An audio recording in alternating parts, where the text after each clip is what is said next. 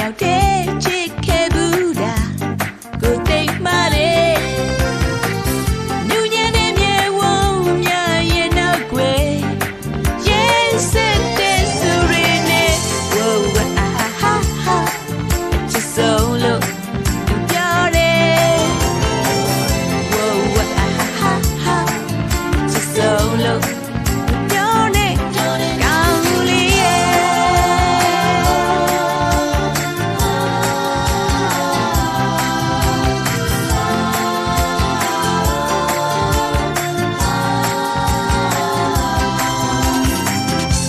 မိတ်ပြရင်တာသွားလို့ကြောက်စရာအဆောင်ကောင်းတယ်ဒီဝေးတဲ့သူပြုံးလေးတွေအောက်မှာအရင်ပြောသွားမယ်